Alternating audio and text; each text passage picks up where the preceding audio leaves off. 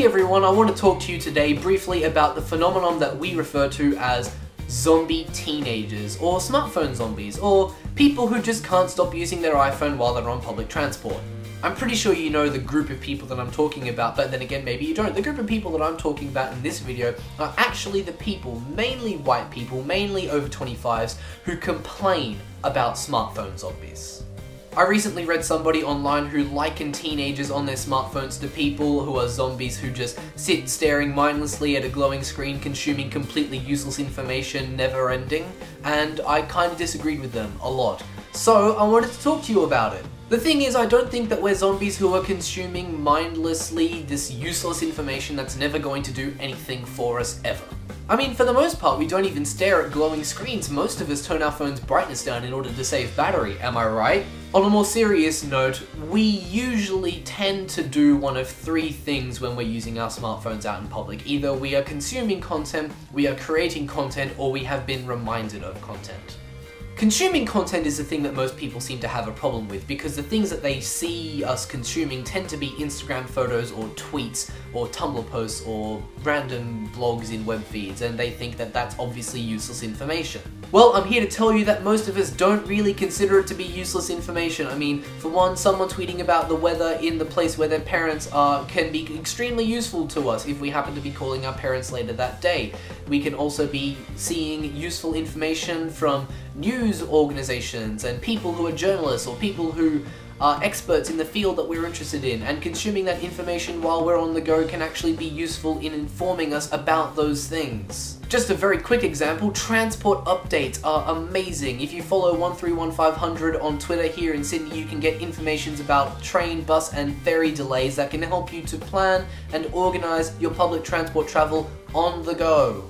So yes, consuming this information is not necessarily mindless. We are doing it for a reason, and it's not necessarily useless information. In fact, it can be rather useful information. So stop complaining about us doing that, please. Another thing that we can be doing is we can be creating this content. We can be writing the tweets that help other people to know where we are, what we're doing, and whether they should be doing something as well. For example, I tweet all the time about the public transport that I'm on. If the bus that I'm on is 5 minutes late or 10 minutes late, I might tweet about it, because there could be a friend of mine who's going to get on 10 or 12 stops down the road, and he might be interested to know that the bus is going to be 10 minutes late. And that could help him to plan when he leaves the house, if he leaves earlier or later, and whether he's waiting in the sun for 10 minutes or if he takes the time to take a seat in the shade. There are also potentially dozens, hundreds, thousands, even millions for some people, billions of people who are interested in the things that we tweet about, the things that we Instagram, the things that we post on Tumblr, and that kind of content creation can also drive further content creation in the form of @ replies or regrams or reposts or reblogs or whatever you want to call them.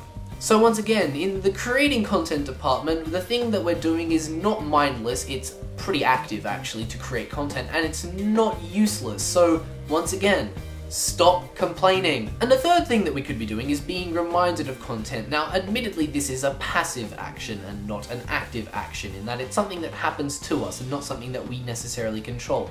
But what I'm talking about is the kind of notifications that we get when someone replies to content that we've made, or a calendar alert reminding us that we have to be somewhere. Now, this is inherently useful information because it lets us know who's interacting with our content, and it lets us know where we need to be. Two things which are potentially very important to us when we're on the go.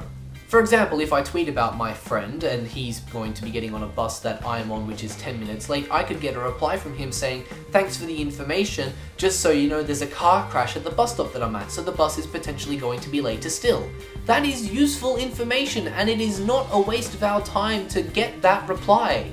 At the same time, if I get that reply at the same time that I get a calendar alert saying that I'm going to be late, I might as well get off the bus and get a taxi, which is theoretically a lot quicker than a bus in that it's not catering to everyone, it's catering to me, and it can go around that street where the crash is rather than having to go through it because there's a bus stop there. Do you see where I'm getting at here? Each of these things is useful, it's important, and it is definitely not just mindless consumption. So for people who think that we are a generation of smartphone zombies who just do useless stuff all the time and don't experience the life that is around us every day, to you I say, Because whether you like it or not, we're not zombies, we're people, we're infinitely complex people, and we do what we do because it's useful to us. We're getting something from it, and you don't get to decide whether that thing is good or bad. We get to decide that for ourselves. So I want to hear what you think. Are we zombie or are we dancer? Are smartphones something that might make it easier for zombies to chase down quarry without losing limbs? And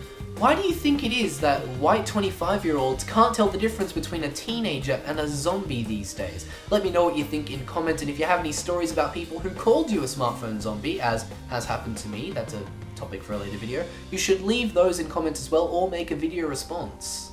In the meantime, if you want to catch up with me in between videos, you can find me on Twitter, Tumblr, app.net, and Instagram, which are linked in my channel art trailer thing, and also down below in the Find Me section. My name is Lachlan. This has been a video about smartphone zombies. I want to thank you very much for tuning in and watching. I hope you have a wonderful day/evening, and I'll talk to you all in the next video. See you later, guys.